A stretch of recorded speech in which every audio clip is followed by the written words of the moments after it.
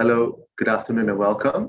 Welcome to the Temasek Polytechnic School of Design Open House 2020 live stream event featuring the Diploma in Product and Industrial Design from now until 3:15 p.m. My name is Eric. I'll be your host for this afternoon.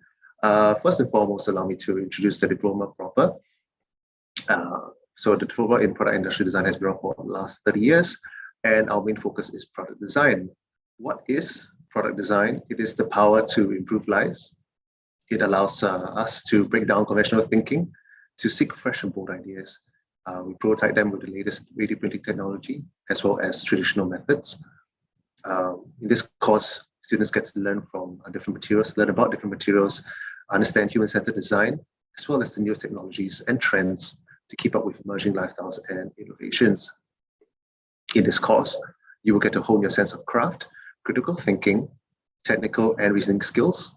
You will expand your capacity to communicate and make compelling and purposeful work through rational design, research, and analytical processes.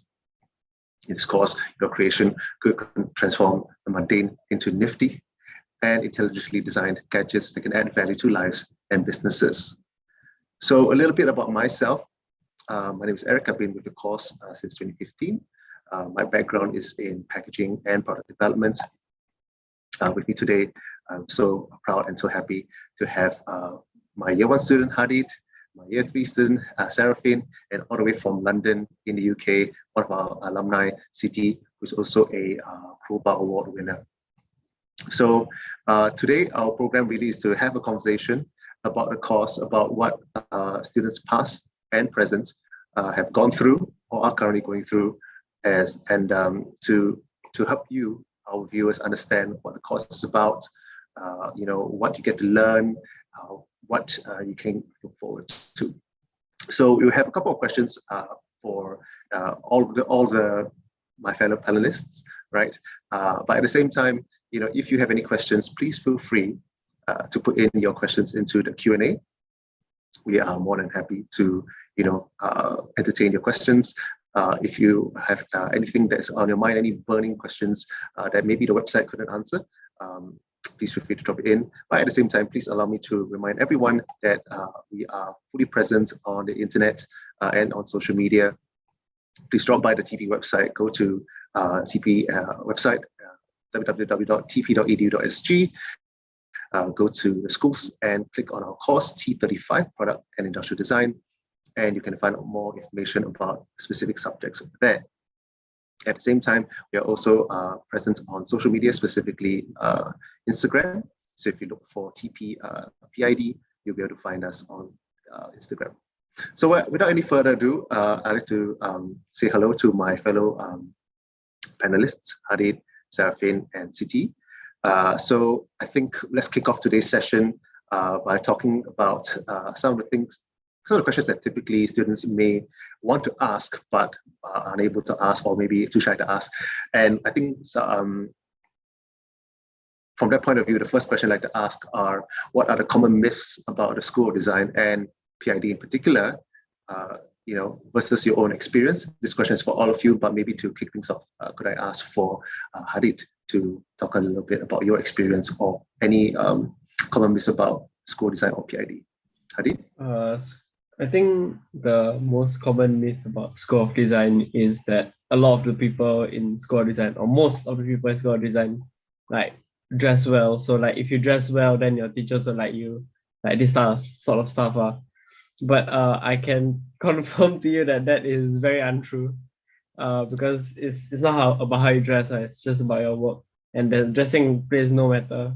It's just that the people in design school just like to dress up and all this kind of stuff. And there's no certain need to be dressed well. You just dress appropriately and how you need to be, especially for whatever you're going to. If you're in studio, please wear long pants and this kind of stuff. So Hadid, out of curiosity, what do you normally just wear to school every day? Depends.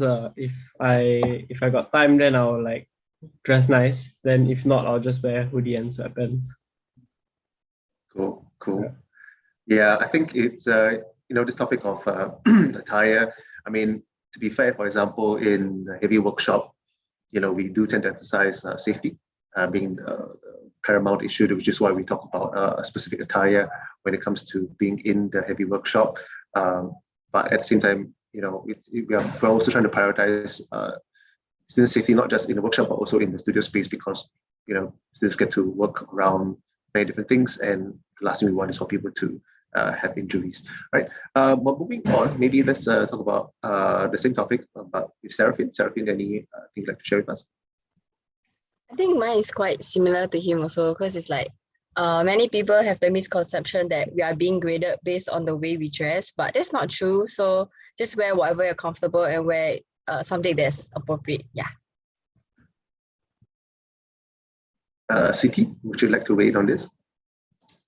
Yes, of course. But before that, I also like to say my thanks for actually inviting us to be the panelists for this event. And we are really grateful for sharing and having the time to share our thoughts and our opportunities.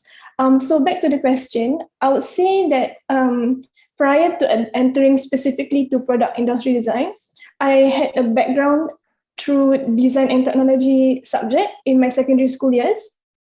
So initially, when I entered PID, I had this misconception that PID is basically design DNT 2.0 or like an upgraded version of DNT. However, I'll say through my experience doing product industrial design in TP specifically, is definitely way more than what we learn in DNT. And we are learning more on how we communicate with our stakeholders, with our potential clients, and how we present our ideas and how we actually learn about our users, especially in the user experience or user interface. So it's more than just learning the shapes and forms, but there's a lot of thinking to do with the users as well as with our potential clients. So that would be my stance for this question. Thank you, Siti. I think that's a great point to bring up specifically about design technology. I think there's definitely a common misconception that PID is a logical downstream diploma to go into if you are very strong in DNT. While that's not entirely wrong to say that we value the skill sets that students obtain through the subject, but we go beyond that, right? The truth is that the subjects that we offer cover things like user research, prototyping, 3D software, and as you mentioned, the design for user interface, user experience, and now we're also bringing in subjects for service design. And on top of the subjects, these topics are further reinforced in our studio projects. So in every year of the diploma, you will have major studio project. So you have one studio project in year one, you have two studio projects in year two, and you have an industry studio project in year three, and of course, final year project for year three as well. So I think with that in mind, I think surely some of us participants who are here may have questions regarding that. So please feel free to drop your questions into the Q&A, and we'll of course get to you as soon as we can.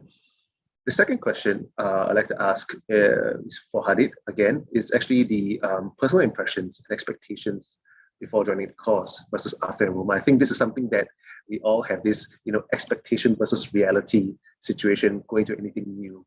And I think this is definitely true for any student who is thinking about joining us. We're definitely, aware that there are some of your personal understandings of the course, and maybe it's time to also it's good for us to seek some to provide that clarity. Hadid, for you, what were your personal impressions and expectations before joining the course, and how did they change after you enrolled? Okay, so when I was in secondary school, I already was eyeing the course. Like, I already wanted to go to this course because I was very strong in my DNT, and I really liked the concept of designing and making products. So I was like, okay, this is the closest thing I can get to do this. So I always thought it was gonna be like DNT, where every year you get to just design and build a product, and then it's like kind of a free thing where they just give you a topic, something like that. But when I joined the course, it's very different. It's somewhat like DNT. The skills you learn in DNT are not totally wasted, but it is applied very differently, and you get to learn the proper way, or like the industry way of designing and making products. So although D&T is like, it is a very basic version of what you're going to do in PID. Because in PID, you get to learn more about the industry, like what the needs of a user are and all this stuff.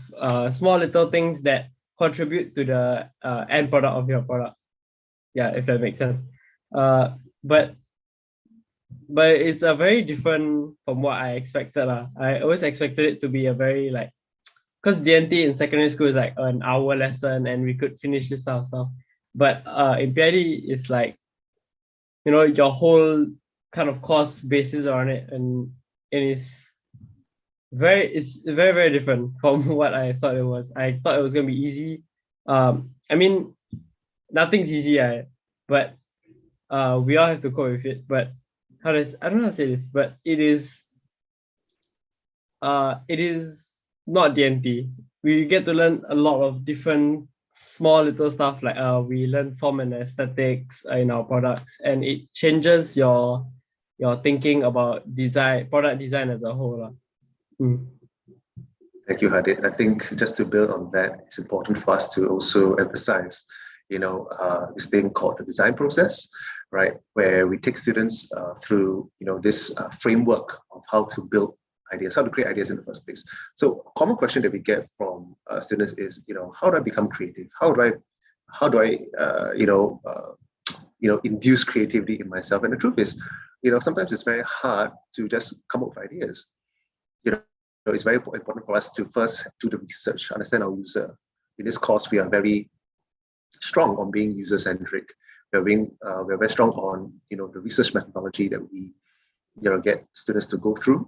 It's important to fact find. It's important to obtain qualitative and quantitative data. I mean to say that it's not just numbers, but also the individual user's experience of current situation, and then figure out what ideas and what concepts can come from there in order to target those user problems and then resolve them accordingly. So on top of the user research, of course, there's the ideation process, there's the conceptualization process, right? And then, of course, we do prototyping throughout this whole 2 stages of ideation and conceptualization. Prototyping means that you create a working or a mock-up or some kind of aesthetic model to approximate your design intent. And from there, you test it out. When you do user testing, it's about whether the usability makes sense, whether the flow of the interaction with product or the service makes sense. And from that point of view, you then refine the idea further, and you work with your end user to make sure that your design outcome has the best intent, has the best possible outcome as much as possible. So thank you, Hadi, for that question. I'd like to move on to the third question, actually, which is mainly for Seraphine. So Seraphine is a third-year student who has been with us, right, over the last couple of years. Seraphine has also been very helpful to me because she also participated in last year's open house live stream event. So thank you, Seraphine, for that. My question for Seraphine is, tell me a bit more about your journey from year 1 to year 3. What did you get to learn? With the benefit of hindsight now, how do you see the value in the subjects that you've gone through? And having gone through internship as well, most recently with Changi General Hospital, how did those skill sets tie in with your internship experience? So my journey has been great despite many ups and downs. So for me in year 1, where we're still very new and fresh, so I feel like when we are in year 1, we're all still learning. So it's okay if you don't do so well, because for me, like I learned new software such as like Photoshop, illustrations, and I wasn't very good because I'm not very good with like all these like softwares, but I'm thankful like my lecturers and my peers around me always like willing to help and teach me. So definitely over the years, like I slightly improve, get better at it. So in year 1, I think one of like the main projects we usually do is a studio project. So it's like D&T, a bit hands-on, but there's a lot more. So it's like literally from scratch. They give you the brief, so you come up with your own like idea, your design, stuff like that. So it was a struggle, but definitely it helped me a lot. So my lecturer was actually Eric also. Yeah, so he taught me since year one, and I learned a lot from him. Yeah, so at the start I was struggling a lot because I'm like so new. Like how do I be creative? It's very difficult. But he taught me to like think out of the box. Push my limits and stuff. Yeah, so all these skills we learn, we can bring it to like year 2 and year 3. So in year 2 we learn more software such as Rhino, Keyshot. Then we learn a bit of like Premiere Pro, how to film, how to edit and stuff like that. Yeah, so every year we also do studio projects, but it's just like the difficulty increase even more, like higher expectations. Yeah, and you will do like more things. Uh, yeah, so I think I enjoy doing all these like studio projects because it helped me grow my creativity and like the way I think as a designer. So I believe like when I was in year 1 and right now currently year 3, my design thinking has changed a lot. Yeah, so in year 3 I went for internship. So I interned at CGH, but because it was during the like COVID period, so I was working from home the entire time.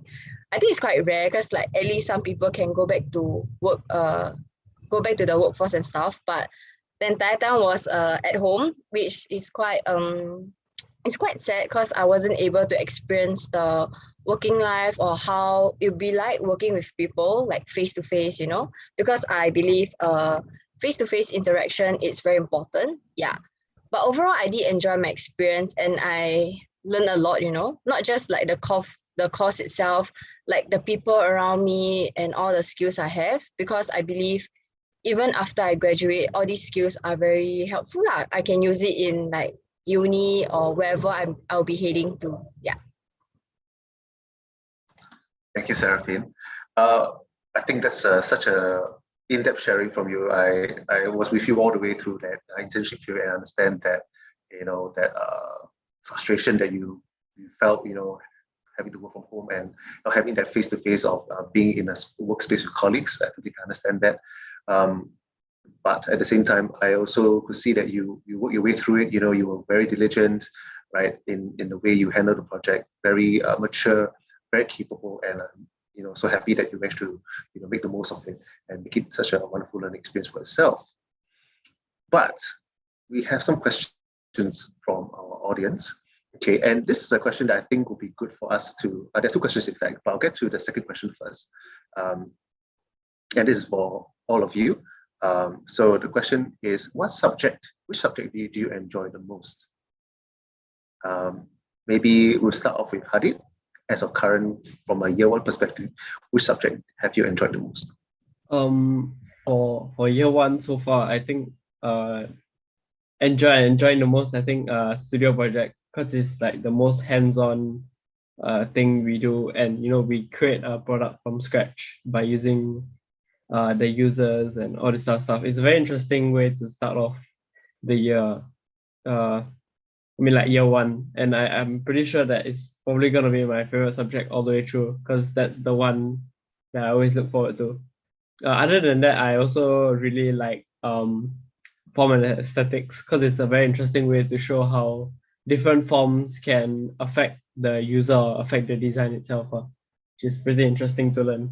But overall, all the subjects are very different, very interesting to learn, and it will like sort of give an understanding on how every small little thing affects the end product that you're going to do. Maybe Seraphine, do you have a favorite subject, given that you have gone through the whole 3 years? For me, I think it will also be SB and form aesthetics, because it's quite similar in a way. It's like hands-on, and definitely like, yeah, my creativity has changed, like how the way I think, my design thinking and stuff like that. And also because even though it's like a individual kind of thing, but you're also like working with your peers around, you know what I mean? So you guys can like work together, and then you all see how your designs would change, So it's like when you work with your friends, right, you realize how much you have grown or like evolved. Yeah.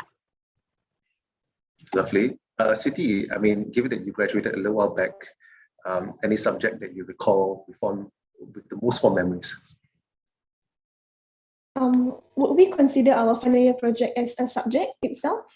Definitely, because it's definitely a journey as well, isn't it? Yes. So then that will be my answer. I will say my final year project was one of my more favorable subjects, just because we were given the opportunity really to be able to have full autonomy of our projects. And basically how it works was that I remembered from my memory, it was that we are able to choose between different briefs. And so, well, we're choosing one brief, and then we will proceed further to design and to fulfill that brief.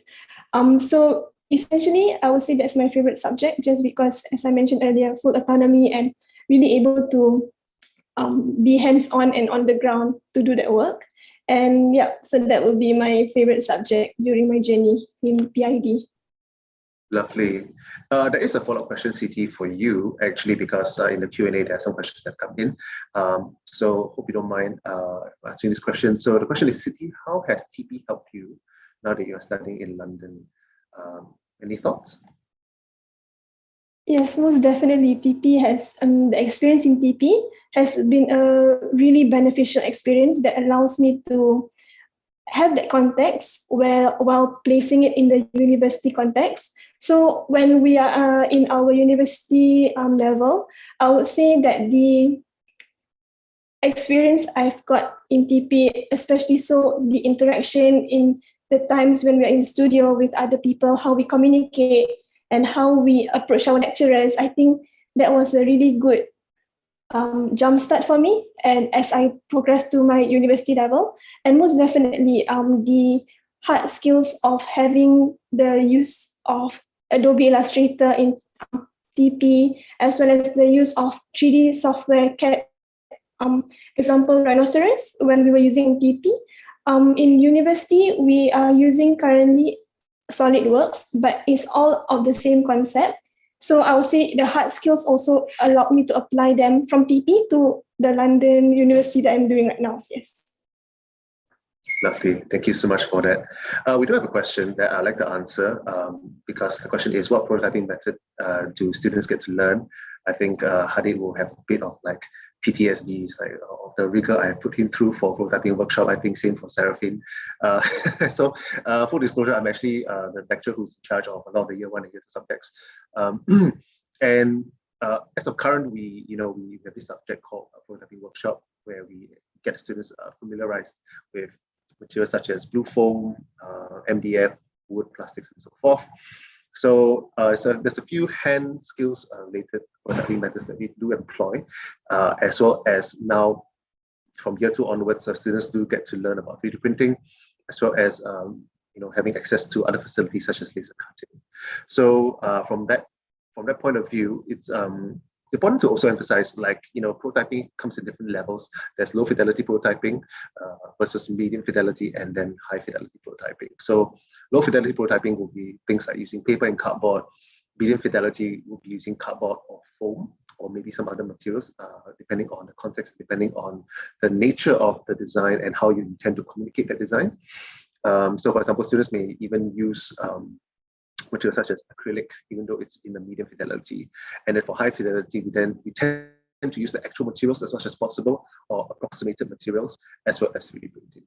So I hope it answers the question from our anonymous attendee. Okay, but I have a fourth question actually spent for Hadid. So Hadid, you say you came in through PFP. How did you get in, and how did you prepare, right? I'm not sure if the question means between PFP and PID, or between your secondary school and PFP. So I think I'll just explain the whole process. Yeah, just explain. Okay. So basically, from secondary school, right, after you take your N levels, you're supposed to wait for your O levels results, and then after that, from there you can apply to PFP. So it's around the same time as when the O level students apply for their JAE or for poly. So from there, it's just whether they choose you, I guess. Like the choosing process, I'm not sure, but you just list your course down, put PID on top, of course. Then when they selected me, then I guess you go into PFP, but PFP was at that time when COVID just hit. So the same day that PFP started, COVID, the lockdown started. So it was a bit of a weird experience in PFP. So I think in PFP, they mostly teach you about design fundamentals, which is also a subject in year one. It's a full subject in year one. But during the process of PFP, they have a few different subjects ranging from, similar to what you will have in Sec 5, which is like English, maths, and this sort of stuff. And you have two subjects specifically for design, which is basically design fundamentals. So from PFP to year one is a I wouldn't say it's a very big jump, but it's a big jump because the only things that you learn in PFP is the design fundamentals. When you get into year one, you're actually almost as lost as people who just came in from O levels, where in terms of like subjects, you don't get a head start in PFP. That's one of the misconceptions that people have about PFP also.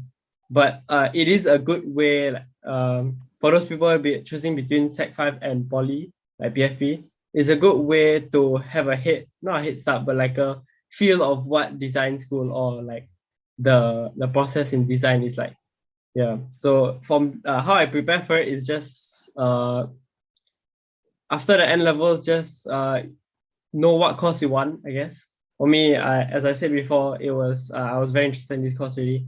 And in PFP, although the GPA doesn't really matter, it's good to have a feel of how design school is like, because then you'll have sort of a mindset or preparation to how things are going to be in design school. Mm-hmm. Fantastic. Thank you so much, Hadid. I'd like to move on to the next question that I have here. Actually, what's interesting is that the question that was answered, or that was asked previously, it touches a little bit on this. But I think it's good for us to talk a little bit about life beyond PID, because whatever that you learn in this program definitely can and will be applicable to life beyond, whether it's in the workforce or maybe in this case of higher education. So this question is more for Siti. So it's a two-part question, because I will incorporate my question and a question that's in the Q&A, which I think you can see. So the question is, okay, how has PID prepared you for the university experience? And do you still use Blue Form after leaving GP? Can I just say I love the question, the second part especially. But yes, most definitely.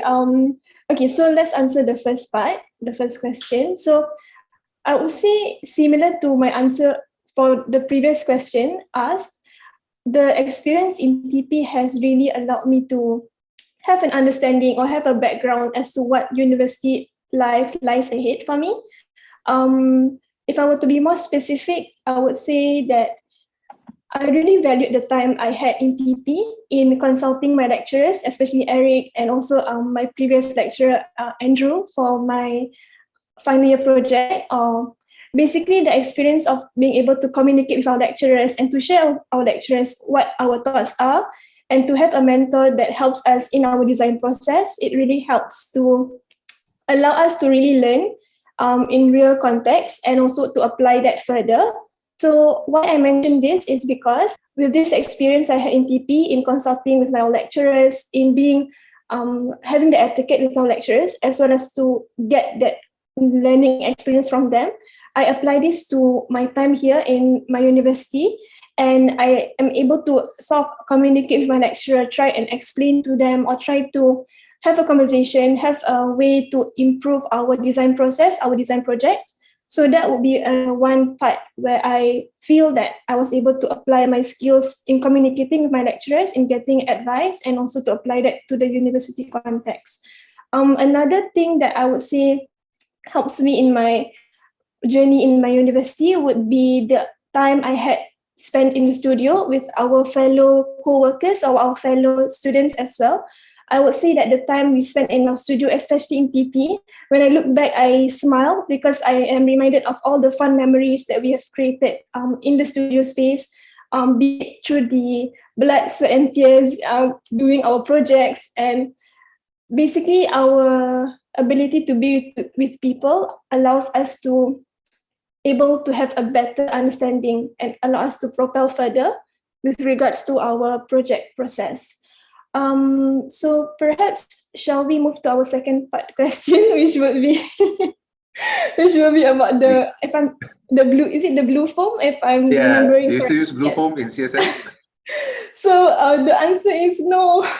Oh, okay. Yeah, surprisingly. So I believe it could be because our university is moving forward towards being more sustainable, and if I understand correctly, it could be that the blue foam in the long run could be unsustainable. But I would say that the blue foam, in my experience with TP, helps me to really understand the design and the aesthetics of the product.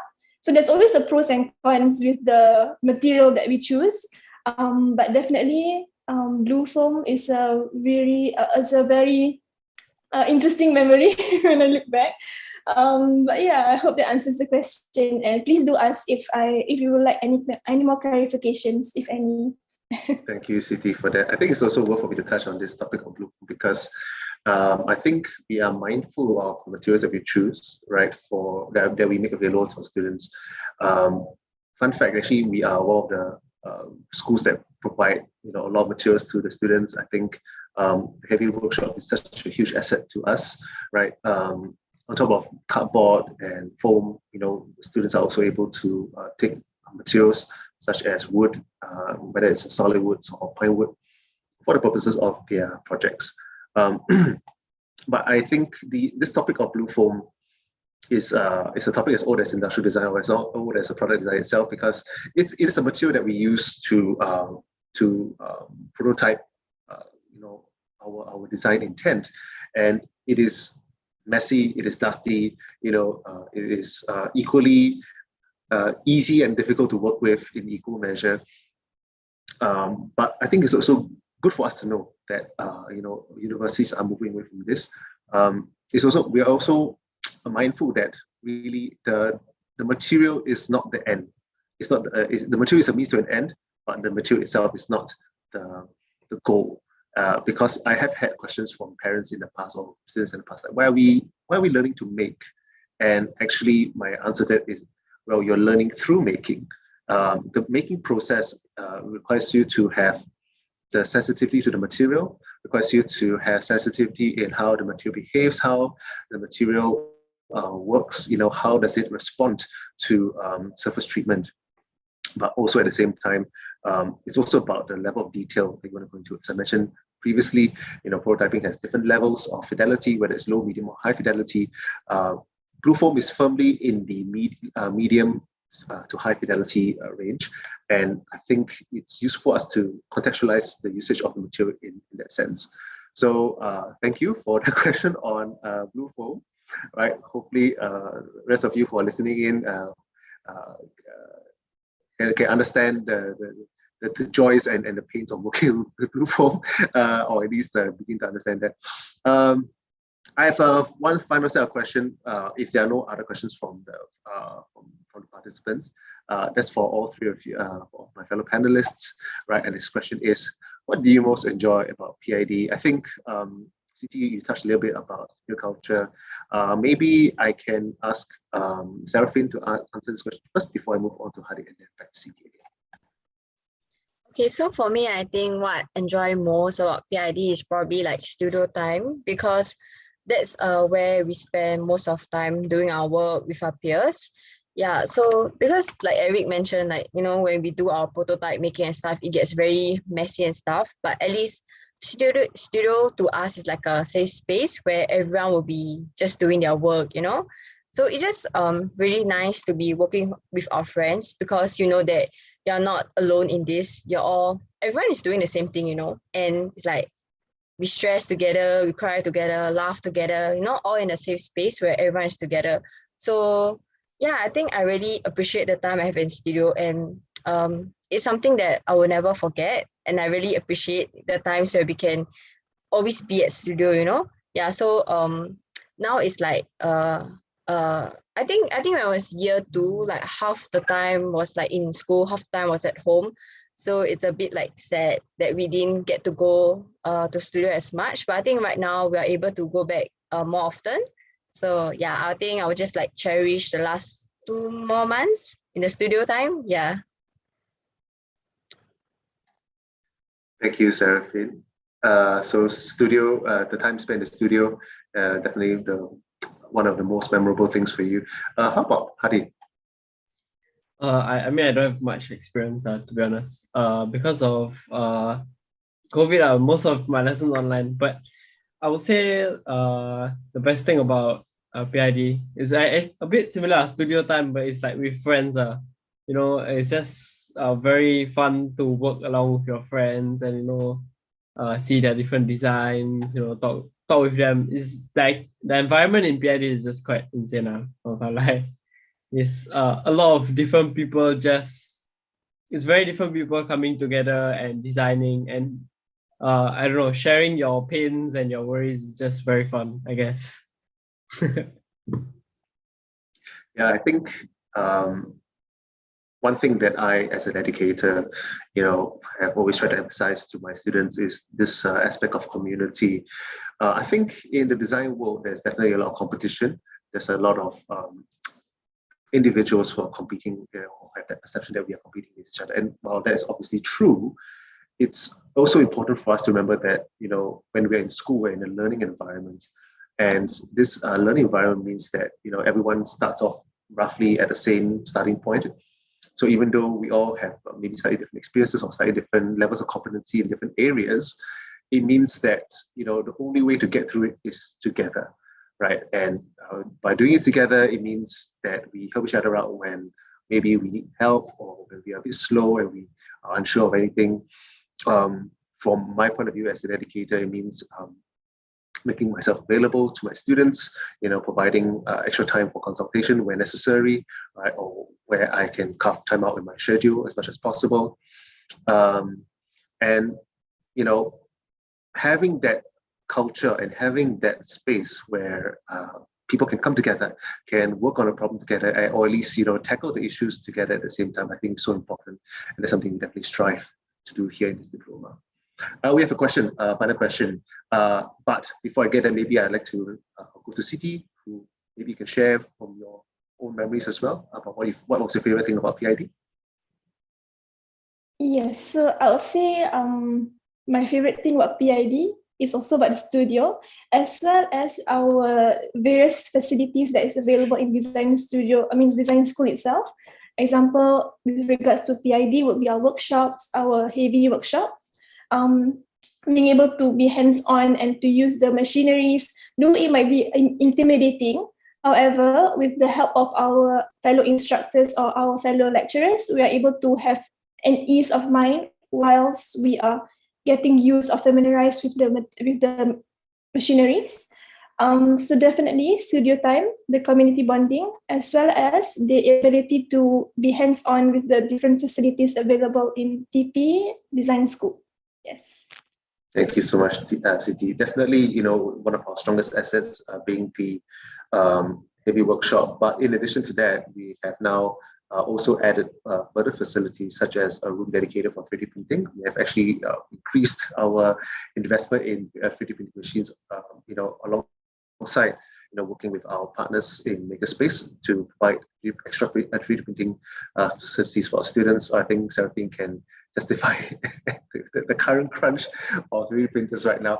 So, but moving on from that, I think there's a question here which is quite interesting. So it's asking any advice on what to prepare for students who are applying specifically for EAE. So for those who are listening in and who are not familiar, EAE is the I think it's the external admissions exercise, which is not a route typically taken by O-level leavers, but in fact is a way of applying to the various diplomas from secondary 3 onwards. And I don't know if any of you guys, Seraphine, Hadi, or Siti, have came in through EAE. Did you come in through that? Any of you guys? Oh, Seraphine did. Seraphine, maybe you could share a bit more. What to prepare, is it? Yeah. It's been a while, but I think first and foremost will be your portfolio. So like any certs or any like letter recommendation from your like teachers or your workplace, it will be good to have. And then also like So it depends on what course you're going for. So you build your portfolio. Let's say like for PID, you can show like products you have made, or you can just take photos of different angles. Yeah, then you can show like your journals as well. You can bring like some sketches or drawing, Yeah, so it's good to have like a file for your certs and the works you have done. And I think you have to go through like interviews or like some questions online. I'm not very sure. I kind of forgot, but I think just be mentally prepared. What you're going to be asked and stuff. But I think when I did I did the written test. I think it was okay, like the aptitude test. Yeah. So to me, it's just do your best. Don't overthink, because I believe the lecturers, they're quite open and quite nice. They would love to see like many new faces. Yeah, so I think the aptitude test is just to like, it's like a mini test of like your creativity and like how you can, like, let's say you see this shape, how you would design it in a way. Yeah, so I guess it's like how you think, like the thinking process. Yeah, so just try, you can apply for other courses. Don't be like me, just apply for a PID only. Yeah, but yeah, just prepare yourself. I just put PID only. Yeah. Yeah, because she knows what she wants. Yeah, you have to be confident with yourself, but don't doubt yourself. Yeah. Yeah, I think that's about it. Yeah. Yeah. Great. Thank you so much, Serafin. I think just to touch on what you have shared, speaking from the other side of the table, because I have also gone through multiple rounds of interviewing EAE applicants, right? So early admission exercise, that's what EAE stands for. The thing that I see most common as things that we hope that the students would have done is to first prepare their portfolio. So we do get a lot of DT students coming in, but then they didn't bring along their DT portfolio, which I think is definitely a shame, right? Because what we're looking out for is process. What we're also looking out for is interest. Are you interested in the course through the means of, how do you sketch? Do you do any kind of handcrafting kind of hobbies, right? Things like that. So while there is the aptitude test, right, which allows us to see your baseline capability, right, the interview portion is also where we allow students to talk a bit more about themselves. It doesn't have to be purely about academic. It can also be about their interests.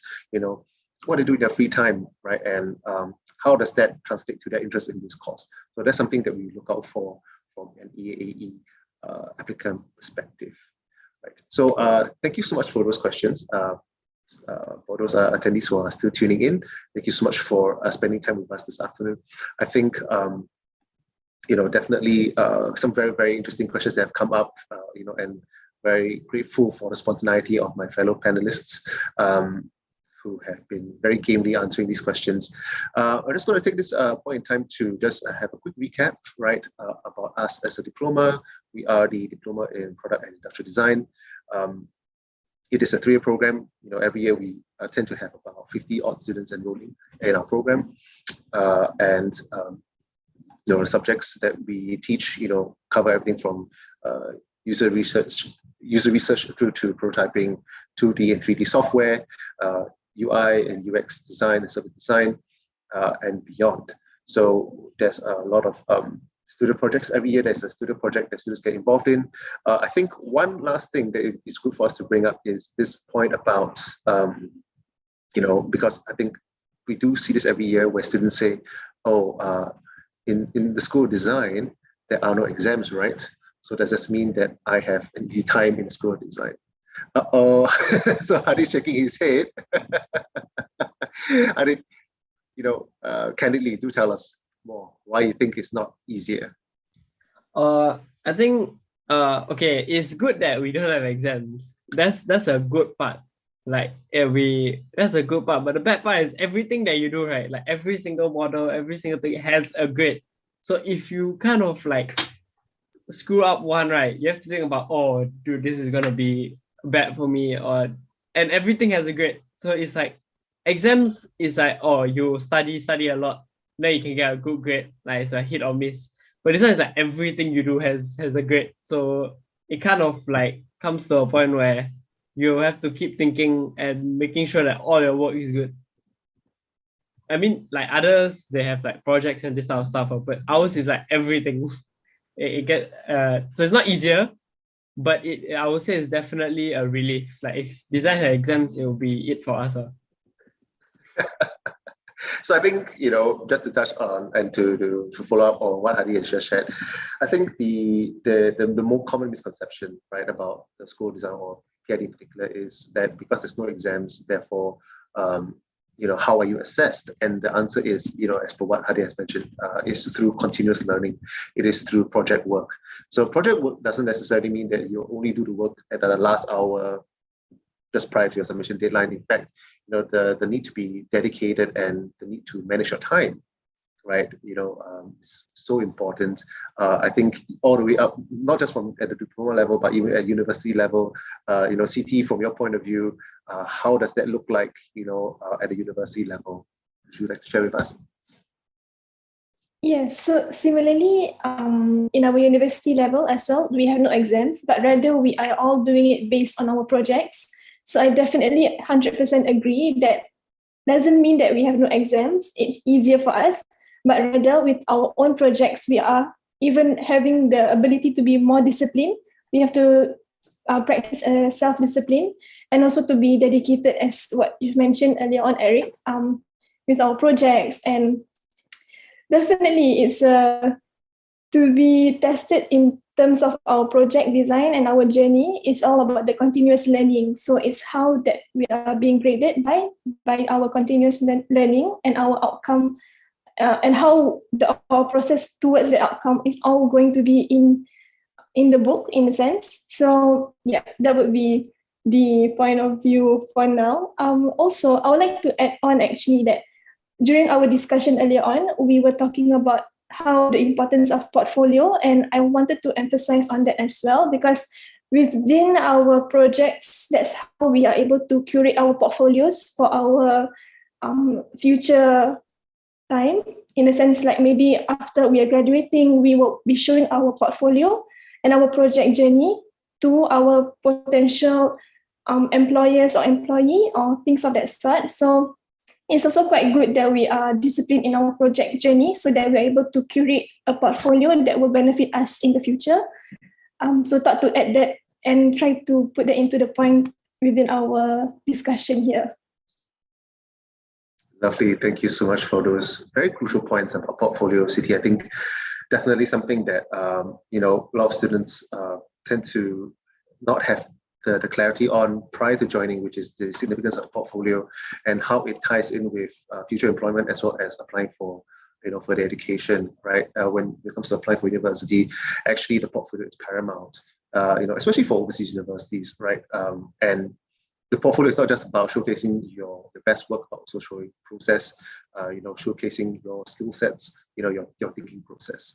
So with about 2 minutes left, I think it's such a wonderful afternoon. Thank you so much, guys. Thank you so much, panelists. Thank you, attendees, for being here with us.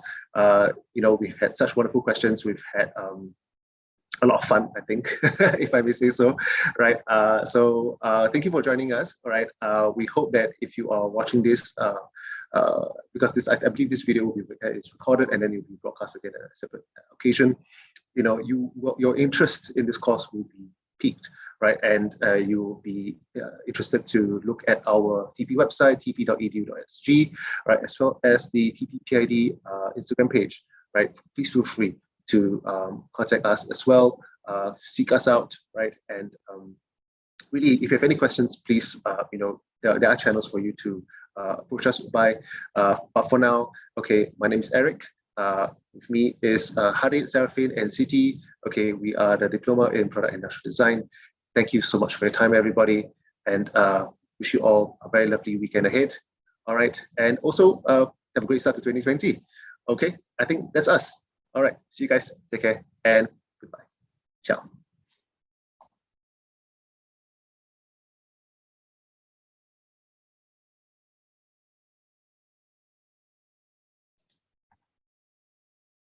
Okay, thanks, guys. That's it. All right.